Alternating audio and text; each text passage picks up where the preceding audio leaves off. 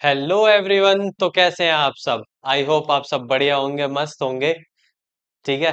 सब पढ़ाई कर रहे होंगे अच्छे से। तो चलिए शुरू करते हैं हम अपनी आज की नेक्स्ट क्लास।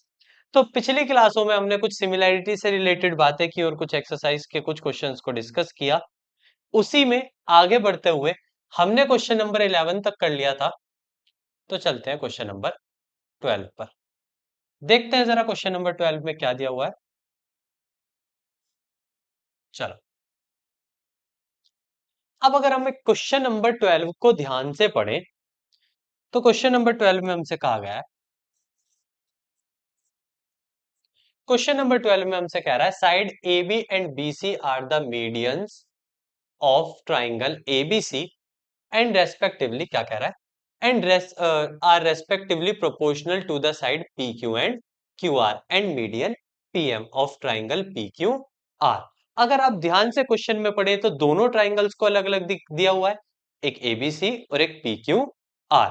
तो अगर हम दोनों ट्राइंगल्स को ड्रॉ करें तो मैंने एक तरफ ड्रॉ किया ए बी सी, दूसरी तरफ ड्रॉ किया पी क्यू आर। तो मैंने दोनों वैल्यूज ड्रॉ कर ली। इसमें कह रहा है एक मीडियन एडी है। क्वेश्चन में लिखा हुआ है कि एबीसी ट्राइंगल में एक मीडियन है। मीडियन का मतलब है कि यहां से एक साइड गिरी हुई है डी पॉइंट पर, और मीडियन का मतलब है कि ये जो दोनों साइड है ये दोनों आपकी इक्वल है। तो यहाँ वर्ड मीडियन का मतलब क्या है? यहाँ वर्ड मीडियन का मतलब है कि जो बीडी है, यानी ये वाला जो टुकड़ा है वो सी डी के बराबर है, यानी इस वाले टुकड़े के, यानी ये वाले जो दोनों टुकड़े हैं आपस में इक्वल है। ये मीडियन का मतलब है। तो मीडियन का मतलब होता है कि जब आपकी जब जहां पे मीडियन गिरी हुई है वहां से जो दोनों साइड्स के टुकड़े हैं वो आपस में इक्वल हो जाते हैं, उन्हीं को हम मीडियंस कहते हैं। उसके अलावा आपको क्या दिया हुआ है, कह रहा है उसी तरीके से पी क्यू आर में एक मीडियन है पी एम। तो पी क्यू आर में जो एक मीडियन है, पी क्यू आर में जो मीडियन है उस मीडियन का नाम क्या है, पीएम। अगर उस मीडियन का नाम पीएम है और ये मीडियन है, तो मीडियन है तो फिर से इसने यही काम किया होगा कि जब पी से एम पॉइंट पर कोई मीडियन गिरती है तो गिरते वक्त क्या करती है कि ये वाली साइड और ये वाली साइड क्या कर लेती है, इक्वल। यानी मीडियन का काम है एम का मिड पॉइंट हो जाना, और एम का मिड पॉइंट होने का मतलब है कि जो साइड क्यू एम है वो किसके बराबर है, आर एम। तो मिड पॉइंट के ये दोनों मतलब थे। तो उधर मिड पॉइंट का मतलब हमने पढ़ा, इधर भी पढ़ा। अब जब दोनों जगह मीडियंस का मतलब पढ़ लिया, अब देखते हैं क्या करा रहा है। कह रहा है शो करो कि ट्राइंगल एबीसी जो है वो सिमिलर है ट्राइंगल पी क्यू आर के। उससे पहले आपको कुछ दिया हुआ है, जरा वो घूर लेते हैं। घूर ले, ठीक है। घूरने में तो कुछ जा ही नहीं रहा ना। देखो क्या लिखा हुआ है, लिखा हुआ है side A B B C और मीडियन ए सी जो है वो प्रोपोर्शनल है। किस किस साइड की, पी क्यू क्यू आर और मीडियन पी एम। अब प्रोपोर्शनल वर्ड का मतलब क्या होता है कि साइड्स के जो रेशियो हैं वो इक्वल है। ये हमने पढ़ा था, या तो सेम रेशियो कह दो या प्रोपोर्शनल कह दो। तो कहने का मतलब है उसका प्रोपोर्शनल वर्ड देने का क्या मतलब है, यहाँ पे सिर्फ इतना मतलब है कि जो साइड्स के रेशियो है वो आपस में क्या है, इक्वल। तो साइड्स के किस किस साइड के, ए बी साइड का रेशियो पी क्यू के साथ इक्वल है। फिर उसने साइड बीसी का जिक्र किया क्यू आर के साथ इक्वल है। फिर उसने साइड का मीडियन एडी का जिक्र किया किसके साथ, पीएम के साथ। ये वैल्यू है,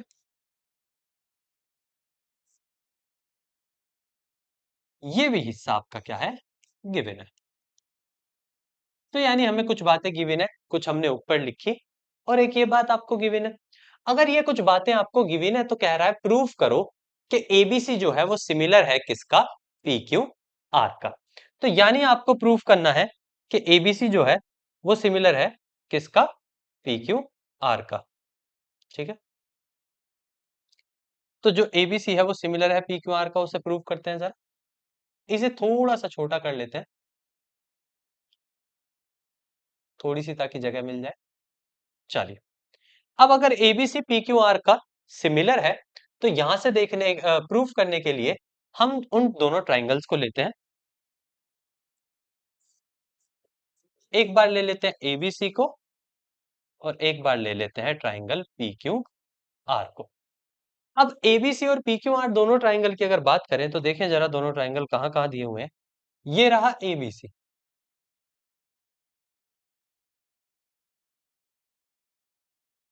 और ये रहा पी क्यू आर।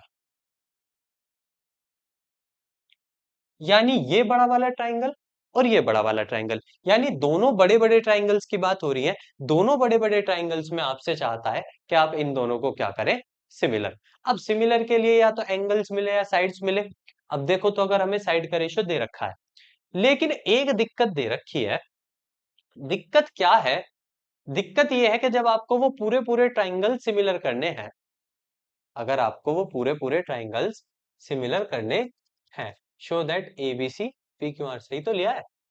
ठीक है, सी फिगर 6.41 कह रहा है, इस फिगर को देख लो। तो क्या देखें इस फिगर का भी, तो कुछ इस तरीके से बात है। अब अगर आपको ये सिमिलर करना है तो आपको या तो साइड्स के रेशियो चाहिए, भैया तो साइड्स के रेशियो हो। अगर साइड्स के रेशियो नहीं है तो कुछ ना कुछ बातें हो, कुछ ना कुछ तो ऐसा हो। अब जरा एक चीज देखते हैं, जो आपको गिवन कंडीशन है, जो आपकी गिवन कंडीशन है, इस गिवन कंडीशन को लेते हैं और इसमें कुछ ताका झाकी करने की कोशिश करते हैं। और वो ताका झाकी क्या हो सकती है, जरा यहां ध्यान दो। ए बी को ए बी ही रहने दिया, कोई दिक्कत नहीं है। पी क्यू को पी क्यू रहने दिया, कोई दिक्कत नहीं है। बीसी, यहां मैंने बीसी को उठाया क्योंकि बीसी पूरी की पूरी ये है, यहां से यहां तक। तो मैं बीसी को लिख सकता हूं बीडी प्लस सीडी। भाई अगर पूरी की पूरी साइड बीसी है तो बीसी दो दो टुकड़ों से बनी है, बीसी प्लस सीडी। तो मैं बीसी की जगह लिख सकता हूं दोनों टुकड़ों को बीसी प्लस सीडी। उसी तरीके से जो नीचे क्यू आर है, वो क्यू आर जब बनी होगी जब क्यू एम में क्या जुड़ा होगा, आर एम। भाई क्यू आर पूरे दो टुकड़ों से बनी है, तो जब उन दोनों टुकड़ों को जोड़ा हो गया गया होगा तभी तो पूरी की पूरी क्यू आर बनी। तो क्यू आर कब बनी, जब क्यू एम में किसको जोड़ा गया, क्यू एम में प्लस किया गया एम आर कह लो या आर एम कह लो, आर एम। ठीक है, और तीसरी साइड को ऐसे ही रहने दिया, जो कि क्या है, एडी अपॉन पीएम। उसे ऐसे ही रहने दिया, एडी अपॉन पीएम को चेंज नहीं किया, उसको ऐसे ही रहने दिया। अब आपको पता है बीडी और सीडी आपस में इक्वल है। ये बी डी है, चलो। आपको पता है बीडी और सीडी आपस में इक्वल है, बीडी और सीडी आपस में इक्वल है। तो अगर बीडी और सीडी आपस में इक्वल है तो जहां बीडी दिया हुआ है, जहां सीडी दिया हुआ है, वहां क्या रख सकता हूं मैं, बीडी रख सकता हूं। तो कोई दिक्कत नहीं है, जहां सीडी दिया हुआ है वहां भी बीडी रख लिया। उसी तरीके से क्यूएम और आरएम इक्वल है, तो जहां आरएम दिया हुआ है वहां क्या रख लिया, क्यूएम। और ये हो गया एडी अपॉन पीएम। अब इन दोनों को जोड़ोगे, BD BD two BD,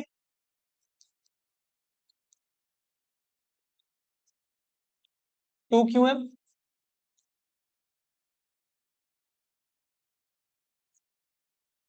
AD upon PM, ये तो ऐसी चल रही है ना, एडी अपॉन पीएम।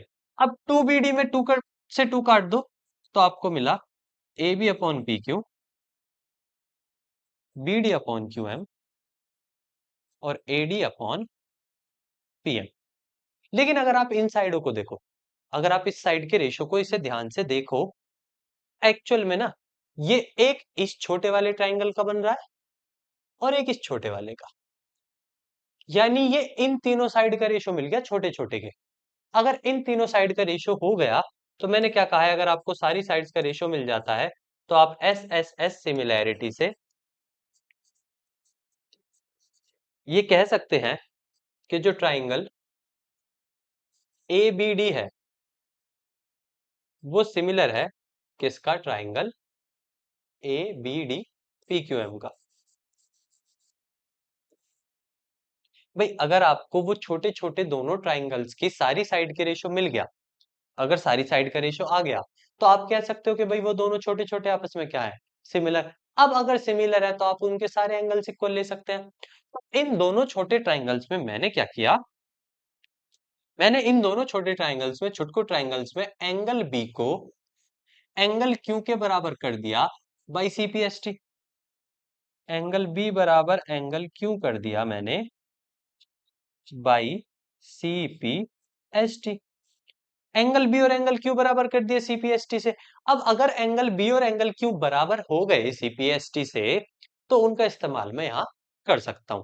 तो मुझे ये सारी कहानी इसलिए करनी पड़ी क्योंकि मुझे कोई एक कंडीशन थी जो नहीं दी हुई थी, उसे लाने के लिए मुझे पहले उन दोनों छोटे छोटे ट्राइंगल्स को आपस में क्या करना पड़ा, सिमिलर। सिमिलर करके वहां से सीपीएसटी से मैंने एक कंडीशन उठाई और उस कंडीशन का इस्तेमाल करके अब मैं अपने क्वेश्चन को प्रूव करूंगा। तो एंगल बी बराबर एंगल क्यू लेने के लिए मैंने इतनी जद्दोजहद की, अभी अभी कैसे मिला ये प्रूव्ड होके। उसके अलावा दो साइडों का रेशो आपको पर्टिकुलरली सही दिया हुआ था कि ए बी अपॉन जो पी क्यू है वो बराबर है B C upon Q R के। तो ये जो दोनों साइड का रेशो था ये सही था। एडी और पीएम की हमें जरूरत नहीं थी क्योंकि हमें ट्रायंगल पूरे पूरे लेने हैं और पूरे पूरे में एडी बीच में आ रही है और इधर पीएम भी बीच में। अब वो दो बीच में आ रही है तो जब पूरे पूरे ट्रायंगल लेने हैं तो उन बीच वालों का काम ही क्या है, तो उन बीच वाली साइड्स का जब कोई काम ही नहीं है तो वो लेने ही नहीं है। बाकी दो मेरे परफेक्ट बैठ रही थी, वो गिवन हो गई। अब दो साइड का रेशो और एक एंगल हो गया, तो by S A S similarity, S S similarity होने की वजह से आप कह सकते हैं कि जो ट्राइंगल ए बी सी है वो सिमिलर है किस ट्राइंगल का, पी क्यू आर का। यही आपको प्रूफ करना था।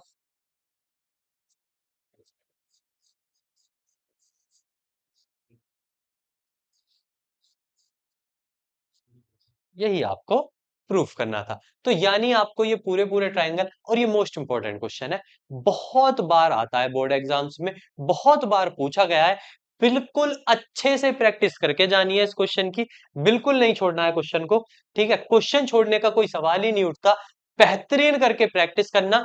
बस था क्या कि हमें जो थे वो जो पूरी पूरी ट्रायंगल की साइड्स नहीं दी हुई थी। ठीक है, क्यों? क्योंकि हमें बीच में मीडियंस दी हुई थी और मीडियंस का हमारे पूरे ट्रायंगल सिमिलर करने में दोनों ट्रायंगल का कोई यूज नहीं था। तो मीडियंस का इस्तेमाल करते हुए पहले हमने छुटकू छुटकू ट्रायंगल सिमिलर करे और उन छुटकू छुटकू ट्रायंगल्स को सिमिलर करके वहां से हमने सीपीएसटी से एक कंडीशन उठाई और उस कंडीशन का इस्तेमाल करके दोनों ट्रायंगल्स को क्या किया, सिमिलर। इतनी बातें ठीक है, तो हमने उनको क्या किया, सिमिलर। ठीक है आर्मी, हाँ? क्यों बिड़ू आर्मी, सही कहा ना? चलो, तो मेरी बातों को जरा गौर से सुनते जाइएगा। अगर कहीं बीच में आपने बात को नहीं सुना तो कहीं ऐसा ना हो घपला हो जाए। अगर ये ठीक है तो चलो आगे बढ़ते हैं, आगे वाले क्वेश्चंस पर चलते हैं। तो क्वेश्चन नंबर 12 के बाद क्वेश्चन नंबर 13, ये भी इंपॉर्टेंट क्वेश्चन है, इसकी भी वैल्यू बहुत ज्यादा है। क्वेश्चन को अगर ध्यान से पढ़े तो क्वेश्चन में कहा है D is a point on side B C of a triangle A B C. एक ट्राइंगल ए बी सी है, एक ट्राइंगल है ए बी सी जिसकी बीसी साइड पर एक पॉइंट है डी, बीसी साइड पर एक पॉइंट है D, such that angle ADC, यानी ये खींची हुई है लाइन, कह रहा है एंगल एडीसी बीएसी के इक्वल है।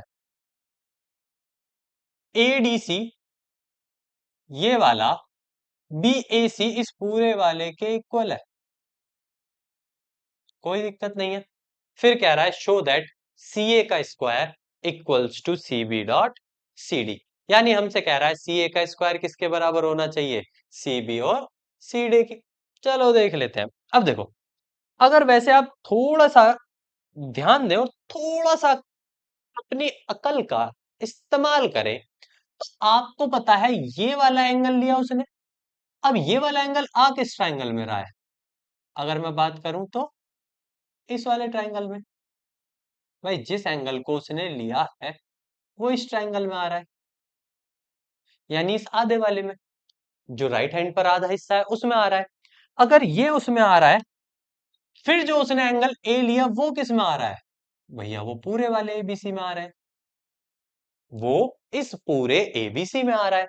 तो यानी जो जो ट्राइंगल उसने लिए, अगर मैं उनकी बात करूं तो वो ट्राइंगल्स कौन कौन से थे, तो एक तो उसने लिया एडीसी, क्या लिया उसने, एडीसी, और दूसरा लिया बीएसी।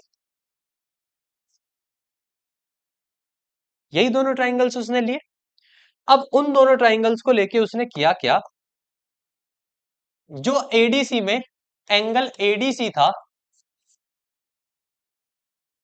एंगल एडीसी था, वो बराबर कर दिया किसके दिया हुआ था, एंगल बी ए सी के।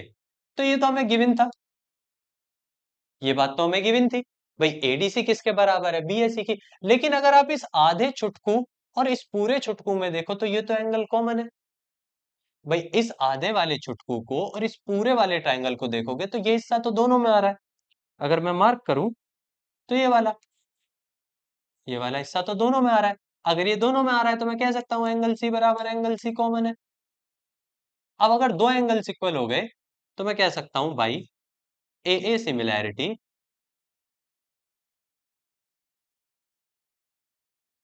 Triangle A D C similar triangle B A C. अब अगर दोनों ट्राइंगल सिमिलर है तो इनके सारे एंगल्स भी इक्वल होंगे और इनकी साइड्स का रेशियो भी इक्वल होगा। क्यों आर्मी है, तो मेरी आर्मी बताएगी कि इसके सारी साइड्स भी इक्वल होंगी, साइड्स के रेशियो भी, और इनके सारे एंगल्स भी। अब अगर मेरी आर्मी को ये बात पता है तो हम इनके साइड्स और रेशियो को जरा लेके देखें। भाई देखो, मैंने यहां से सी ए उठाया तो मुझे वहां से क्या उठाना पड़ेगा, सी बी। सही बात है, यही उठाना पड़ेगा, सी ए सी बी। सी बी के बाद सी डी चाहिए हमें, तो सी डी चाहिए, तो सी डी के लिए मैंने इन दोनों को उठाया, लास्ट वाले दोनों। तो मुझे यहां से क्या उठाना पड़ेगा, सी ए। मैं इन रेशो को इक्वल कर सकता हूं किससे, सी पी एस टी से। किससे इक्वल कर सकता हूं, सी पी एस टी। तो यानी सी पी एस टी लग के ये दोनों साइड्स का रेशियो क्या हो जाएगा, इक्वल। अब अगर इन दोनों साइड्स का रेशियो इक्वल हो जाएगा तो मैं क्रॉस मल्टीप्लाई कर सकता हूं। क्रॉस मल्टीप्लाई का मतलब है सी ए की मल्टीप्लाई सी ए में, तो सी ए की मल्टीप्लाई सी ए में होती है तो हो जाएगा सी ए का स्क्वायर, और इधर सी बी की मल्टीप्लाई सी डी में हो सकती है तो उसे लिख सकता हूं C B dot C D. देखना यही प्रूव करा रहा था क्या, है बिडू? क्यों मेरी आर्मी, बताना जरा, यही प्रूव करा रहा था क्या? यही तो प्रूव करा रहा था, अगर यही प्रूव करा रहा था तो कर दिया। सिंपल इजी क्वेश्चन है, और इजी के साथ साथ देखो बोर्ड के लिए बहुत इंपॉर्टेंट क्वेश्चन है, अगर आप उसे बस प्यार से समझ लें। अगर आप उसे समझ लेते हैं तो वो बोर्ड्स में आने के लिए बहुत इंपॉर्टेंट और इजी है। चलो, अब अगर बात करें क्वेश्चन नंबर 13 के बाद 14 की। अब question number 14 most important question है, उससे पहले जरा क्वेश्चन नंबर 15 को डिस्कस कर लेते हैं। उससे पहले जरा क्वेश्चन नंबर 15 को डिस्कस कर लेते हैं, समझते हैं क्वेश्चन नंबर 15 में क्या दिया हुआ है। अब क्वेश्चन नंबर 15 में हमसे क्या कहता है, क्वेश्चन नंबर 15 में कहता है एक वर्टिकल पोल है जिसकी लेंथ 6 मीटर की है, कास्ट करता है शेडो को 4 मीटर का। अब ये कोई पोल है, ये रहा पोल, इसकी खुद की लेंथ 6 मीटर है, लेकिन ये जो शेडो बना रहा है ना, शेडो नीचे धरती पे बनती है, आप जानते हो शेडो जमीन पे बनती है, तो जो ये शेडो बना रहा है वो 4 मीटर की बना रहा है, कोई दिक्कत नहीं। फिर उसने कहा ऑन द ग्राउंड, ठीक है ग्राउंड पे ही बना रहा है, at the same time a tower, उसी सेम टाइम पर एक टावर है, उसी सेम टाइम पर एक टावर है जिसकी शेडो 28 मीटर लंबी है, जिसकी शेडो 28 मीटर लंबी है। कह रहा है हाइट बताओ टावर की, मैंने हाइट क्या मान ली, टावर की एक्स मान ली, टावर की हाइट मैंने क्या मान ली, एक्स। अब जरा देखो ये दोनों ट्राइंगल आपस में सिमिलर होंगे भाई, ठीक है, ये दोनों ही ट्राइंगल आपस में क्या होंगे, सिमिलर होंगे। जैसे भाई चलो नाम देना चाहो तो नाम दे ले, तुम इधर आ जाओ बिड़ू, पी, आर बना है, पी बोल के आर बना दिए, पी, देखो अरे दो बार की है सेम गलती, P R I L A N, हमने कुछ नाम दिया, P R I L A N, ठीक है, P R I L A N. ठीक है, स्पेलिंग मत सोचो क्या बन रही है क्या नहीं बन रही, ये देखो नाम क्या है। अब जरा अगर इसकी बात करें क्वेश्चन की, तो ये दोनों ट्रायंगल आपस में सिमिलर होंगे। क्यों होंगे? क्योंकि दोनों के टाइम पर जो सन है वो एक ही प्लेस पर है, क्योंकि क्वेश्चन में कहा है एट सेम टाइम। अगर सेम टाइम की बात है तो इसके लिए और इसके लिए, दोनों के लिए सूर्यदेव एक ही जगह पे होंगे जहां भी होंगे। ऊपर जिस भी जगह होंगे सूर्यदेव एक ही जगह होंगे। एक ही जगह होंगे तो वो एक ही एंगल पर लाइट आएगी। एक ही एंगल पर लाइट आएगी तो जो ये वाला एंगल है जो लाइट की वजह से शेडो बना रहा है, ये इस वाले के इक्वल हो जाएगा। और क्योंकि आप जानते हो ग्राउंड पे जब एक टावर खड़ा होगा तो वो 90 डिग्री के एंगल पे खड़ा होगा, तो मतलब इसमें ये वाला 90 का, इसमें ये वाला 90 का, इन दोनों को लेके आप दोनों ट्रायंगल्स को क्या कर सकते हैं? सिमिलर। अगर दोनों ट्रायंगल सिमिलर हो जाते हैं, चलो ले लेते हैं, एंगल आर बराबर एंगल ए और एंगल आई बराबर angle N, same angle due to sun, due to sun, each 90 degree हो जाते हैं, तो बाई ए कह सकते हैं हम, बाई ए सिमिलैरिटी हम कह सकते हैं ट्राइंगल पी आर आई सिमिलर होगा ट्राइंगल एल ए एन के। कोई दिक्कत है? अगर दोनों ट्राइंगल सिमिलर है तो साइड्स के रेशियो लिए जा सकते हैं भाई। तो मैंने साइड्स के रेशियो लिए, तो मैंने क्या लिया, 6 का रेशियो, मतलब x का रेशियो 6 के साथ। दूसरी तरफ लिया मैंने 28 का रेशियो 4 के साथ। भाई ऐसे ही तो होता है, भाई यहाँ पी आई का ले रहे हैं तो वहां एल एन का लेना पड़ेगा, तो मैंने 6 का रेशियो एक्स का रेशियो 6 के साथ ले लिया और 28 का रेशियो 4 के साथ। 4 से 28 को काट लिया 7 बार, भाई 7 चौक 28 होते हैं। क्रॉस मल्टीप्लाई की तो एक्स की वैल्यू 7 6 जा 42। तो मतलब जो हाइट है टावर की वो कितनी आ गई, 42 मीटर। और क्वेश्चन में यही पूछा था कि find the height of tower, तो टावर की हाइट कितनी आ रही है, 42 मीटर। इजी क्वेश्चन था। ठीक है, दोनों सिमिलर होंगे, दोनों सिमिलर है तो उनकी साइड्स के रेशियो ले लो। साइड्स के रेशियो लेके आपको एक्स की वैल्यू यानी हाइट ऑफ टावर मिल जाएगी। इतने बातें सही है। तो हमने आज सिमिलैरिटी में फिर से कुछ क्वेश्चंस डिस्कस किए, फिर से कुछ बातें की, फिर से कुछ इंपॉर्टेंट चीजों को पढ़ा। अब इसी के साथ हम आज की क्लास को अलविदा करते हैं, आज की क्लास को यहीं खत्म करते हैं। फिर मिलेंगे अगली क्लास में कुछ नई चीजों के साथ, कुछ अच्छी चीजों के इंपॉर्टेंट क्वेश्चंस के साथ फिर से डिस्कस करेंगे बाकी की चीजें। तब तक के लिए गुड बाय, टेक केयर, अच्छे से रहिए, मस्त रहिए और ध्यान रखिए।